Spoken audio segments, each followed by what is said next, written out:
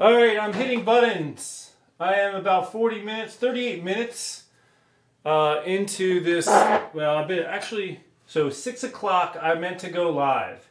It is now 6:38, and since about 5:45 I have been trying to get my router to work.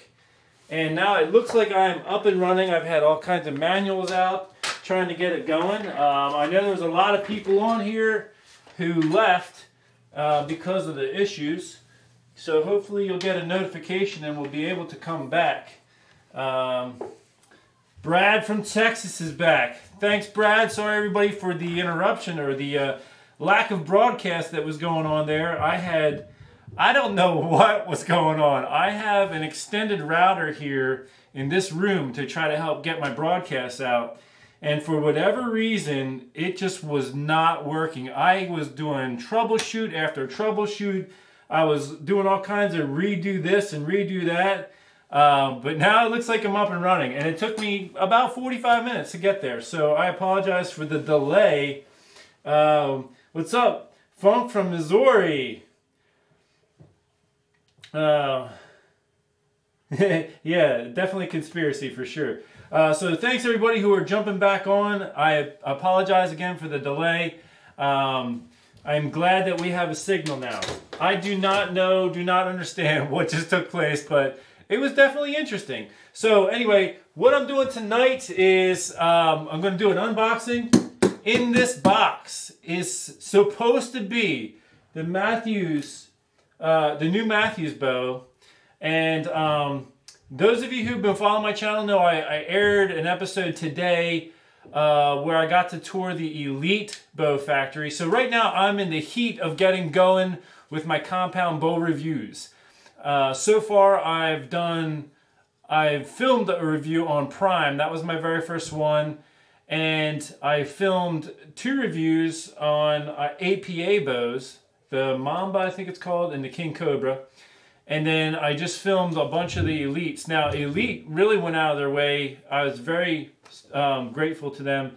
They had 2 whole racks of bows set up for me, and I just only had time to do 1 rack. I did all the new bows. So people have been asking me if I'm going to do the ritual. Yes, I've already filmed it. It's just going to take me some time to get it all put together. So it is coming. Thanks Hunting and Stuff with J&J. You asked if all is well. Yes, it is. And John, welcome. Thanks for watching the tour video. And thanks guys. There's people saying it was a great video. So thank you for that.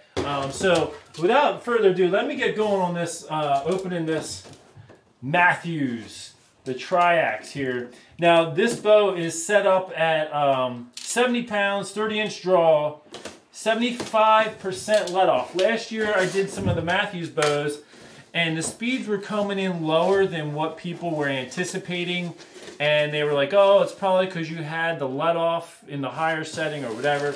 So this year we are sure to have the let off in the correct, in the 75% let off range. So, and this is not, you know, something that, here, let me see, we got a Matthews hat in there for all you Matthews fans. So here is the bow. Now this bow, one of the big things about this bow is it's got a super short axle to axle. It's 28-inch axle to axle. And one of the things I'm going to mention in the review when I do this bow, that one of the fans, and I'm trying to remember, it might have been Steve, somebody was telling me that, you know, in the IBO rule book, a bow actually has to have at least a 30-inch axle to axle for your game to count to be able to record it in the IBO, or did I say IBO? I meant Pope and Young. Whew! My brain's not working. But in order to be able to be recorded in the Pope and Young rule book, or record book, I mean, it has to at least be 30-inch axle to axle. So currently, shooters of this bow will not be able to log any of their game in the Pope and Young book according to the current rules. And I'll mention that again in the review video. This is a really short axle to axle bow. It truly is. So that's pretty interesting. I am going to do this bow in the near future, but I have a lot of other videos to upload first, so it's going to be coming. I'm going to get the prime up and some of those APA bows, and then I got a bunch of elite bows that I want to get posted within the next 2 weeks. I also am working on my master's degree, so master's in theology and pastoral care, and I've had a lot of papers due. That has really bogged me down as far as getting things out there. So let's see, I'm holding the bow. Let's see what people are saying. Brooklyn Outdoorsman said the bow looks sick.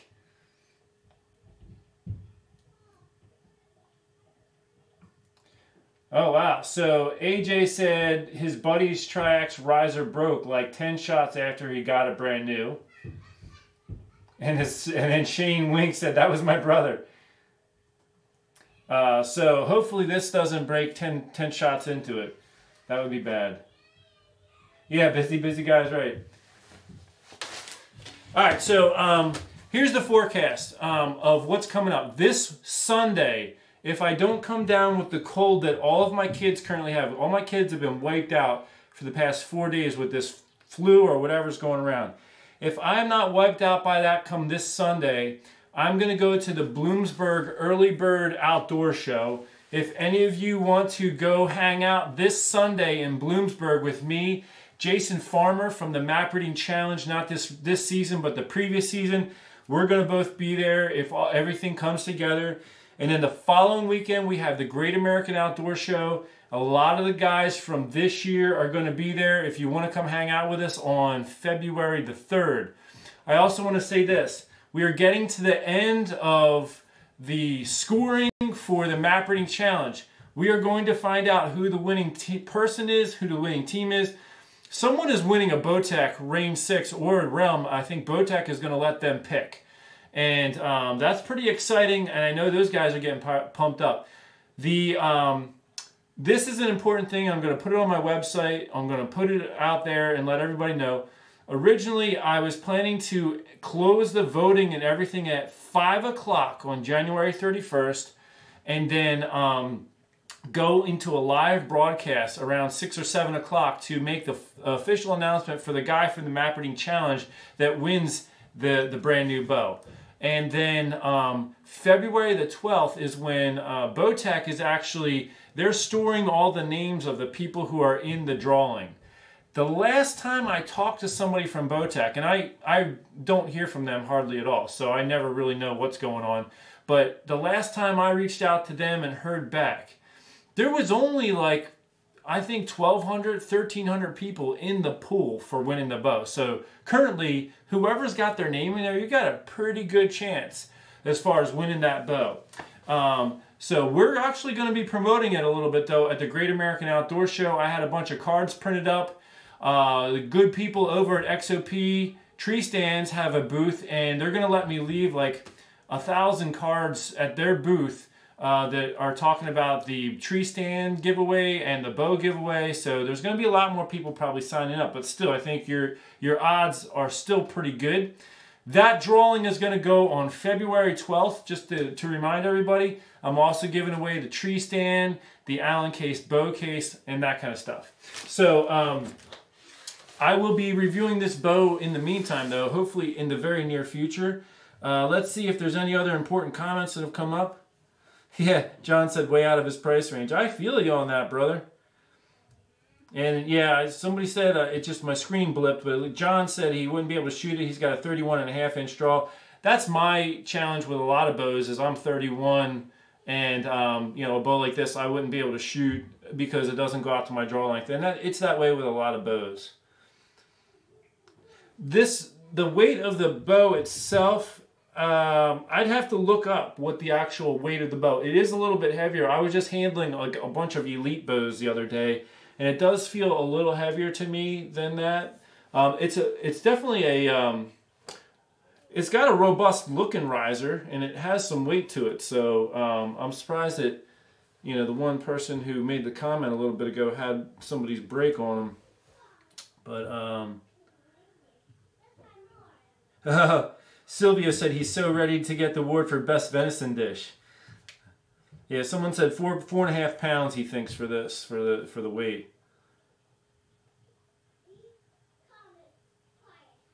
Yeah, someone said the smaller bows are good for backpacking. So anyway, guys, that's the bow. That's some of the updates of what's coming up. And I've got so many videos on the list to get put together. It's really hard, like the compound bow reviews. I've been gathering so much data with them. It takes a super duper long time. Like I mentioned, I think it was in this broadcast, or I don't know if it was in the one that got cut off that I tried to do earlier.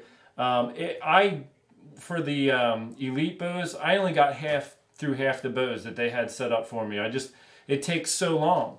So it not only takes a long time to get all the data, but it takes a long time to chisel out the videos, you know, from filming all that data collection. And I mean, it takes over an hour for one bow, over an hour. So I can't just, you know, upload the hour of me trying to collect all the data. I got to whittle it down so that people will watch whatever I can put together.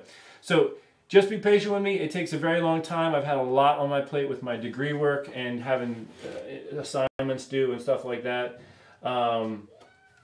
Looks like one guy is still selling his Halon 6 or something because they're heavy, he said. Do you know when you will do your review on the Matthews? I will probably film this within the next 2 weeks and then upload it after all the current ones I've already filmed. I will upload it after that. So I would say within the next 3 weeks, I will get the video up on this one. It's just going to take me a little while to get to it and to film it. The neat thing though is, whereas all the other reviews I've had to go somewhere to film it, I'm actually going to get to do it right here in my house in the basement here. So I can really take my time. I'm not pressured to get in and out of someone's shop like I normally feel. You know, when I was at the Elite Factory, they actually shut down their whole archery range for the entire day. So that I could film and have as much time as I wanted. And even with that in the situation, I still didn't get through half the bows because it just takes that long. And when I'm in a pro shop, I always feel bad because they're trying to deal with customers and everything else.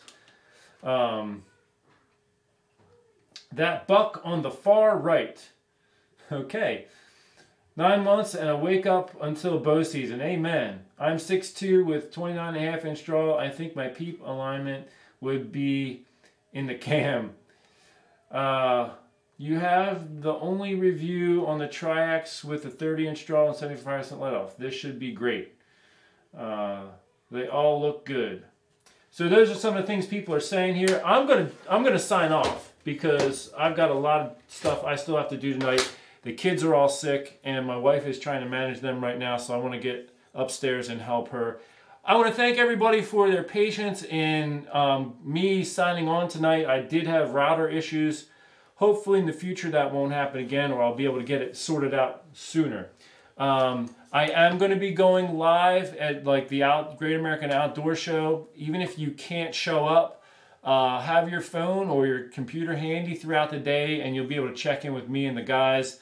As well as if any of you are looking to hang out with us, I'm going to be asking you if you want to be in the live broadcast so other fans out there can meet some of the viewers as well. I want to thank you all for tuning in. I am going to go ahead and click all these buttons that makes me disappear. And I wish you all the best and God bless you. So.